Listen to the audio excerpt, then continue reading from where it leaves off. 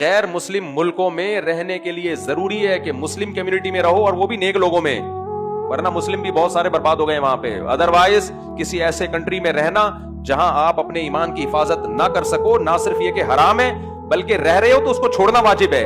صحابہ مکہ کیوں چھوڑ کے آئے تھے مدینہ؟ اس لیے کہ مکہ میں دین پہ عمل کرنا ممکن نہیں تھا ان کے لیے. تو یہ بہت اہم ہے کہ اڑوس پڑوس رہتے کہاں. جیسا آپ نے یہ ویڈیو دیکھی، مفتی طارق مسعود صاحب ہیں، اور یہ کسی بھی تعارف کے اب تو کوئی محتاج نہیں ہے، سبھی جانتے ہیں. اب مجھے سمجھ نہیں آیا کہ انہوں نے جو یہ سٹیٹمنٹ دی ہے وہ یہ کس پلانٹ پہ بیٹھے ہیں، مجھے سمجھ نہیں آیا. اور میں تھوڑا سا بریک ڈاؤن کر دوں کہ یہ کہنا کیا چاہ رہے ہیں. ظاہر سی بات ہے آپ نے سن لیا، لیکن میری اپنی رائے ہے. سب ظاہر سی بات ہے ہر انسان کی اپنی رائے ہوتی ہے، اور ہر انسان کا اپنا رائٹ ہوتا ہے کسی سے اگری کرے کسی سے ڈس اگری کرے، لیکن ان ریسپیکٹو ہے. تو میں ہمیشہ کوشش کرتا ہوں کہ کسی کی دل آزاری نہ ہو، لیکن میں اپنی رائے دے سکتا ہوں، اور میں دیتا بھی ہوں، اور میں ہمیشہ شیئر کرتا ہوں کہ یار یہ میری رائے ہے.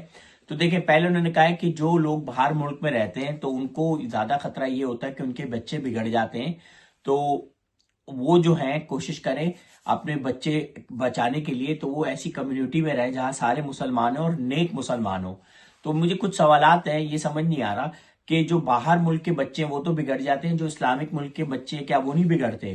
میں نے تو دیکھا، اگر آپ ریشو لگا کے دیکھیں تو میرے خیال سے اسلامک کنٹری میں بچے زیادہ بگڑتے ہوں گے ایز کمپیئر ٹو باہر، کیونکہ باہر والوں کو تو ذہن میں یہی بیٹھا ہے نا کہ یار ہمارے بچے بگڑ نہ جائیں، تو وہ زیادہ فوکس کرتے ہیں. جہاں تک میں نے دیکھا، یہ میں اپنی رائے دے رہا ہوں، میں یہ نہیں کہہ رہا کہ میں 100% میں بھی ٹھیک ہوں، لیکن مجھے ایسا لگتا ہے، میں بھی باہر رہتا ہوں اور کئی دہائیوں سے رہتا ہوں، میں نے بہت سارے بچے دیکھے اور ہر ماں باپ سے میری یہی بات چیت ہوتی، تو ان کے ذہن میں یہ چیزیں رہتی ہیں، تو ہمیشہ وہ مطلب کہتے ہیں نا فوکسڈ ہوتے ہیں.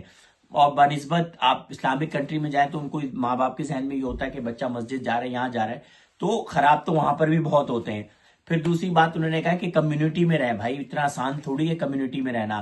صرف ایک یو کے ہے پورے یورپ میں، ہاں وہاں آپ کہہ سکتے ہیں وہاں کہیں بھی چلے جائیں تو وہاں بہت سارے پاکستانی اور مسلمان بے انتہا ہیں، بلکہ پاکستانیوں کے تو اپنے پورے علاقے بنے، لیکن پورے یورپ میں نہیں ہے. ایسے امریکہ کینیڈا میں بھی شاید ایسا نہ ہو، آسٹریلیا میں بھی ایسا نہ ہو. بھائی جس کو آپ تو گھروں کی مطلب گھروں کا اتنا پرابلم ہے، تو جس کو جہاں گھر مل رہا ہے بھائی وہ وہاں رہ رہا ہے. اگر آپ کو تھوڑی سی نالج ہو کہ باہر ملکوں کے حالات کیا چل رہے ہیں اس ٹائم گھروں سے ریلیٹڈ، اور یہ ہمارے ہاتھ میں نہیں. دوسری بات وہ کہہ رہے ہیں نیک مسلمان. بھائی جان میں آپ سے صرف یہ مدبانہ گزارش کر رہا ہوں کہ آپ جو نیک مسلمان کہہ رہے ہیں نا اس کی ڈیفینیشن بھی بتا دیں، کیونکہ ہر انسان کی ڈیفینیشن اپنے حساب سے ہے اور وہ اپنے حساب سے کرتا ہے.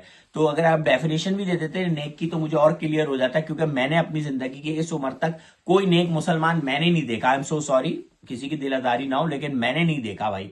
نہ میرے ارد گرد ہے، نہ میں پاکستان سے لے کر یہاں تک آگے ہوں، میں نے کوئی نیک نہیں دیکھا. مجھے تو اپنے ابا کی 2 باتیں مطلب سے بہت باتیں یاد آتی ہیں. وہ کہتے تھے بیٹا اس دنیا میں شریف وہ ہے جس کو موقع نہیں لگا، اور مسلمان اب ایسا ہو چکا ہے. یہ اس دور کی بات بتا رہے تھے ابا، تو مجھے آج تک یاد ہے کہ اب مسلمان ایسا ہو چکا ہے جس چیز میں اس کو فائدہ نظر آتا ہے نا وہ کرتا بھی، اور اس میں اسلام میں جگہ بھی نکال لیتا ہے. تو اس حساب سے جائیں تو میں نے تو کوئی مسلمان دیکھا ہی نہیں آج تک نیک.